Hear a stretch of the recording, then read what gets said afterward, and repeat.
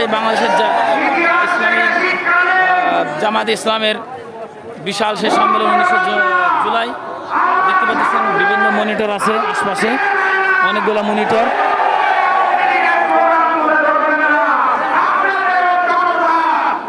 monitor আছে, যে monitor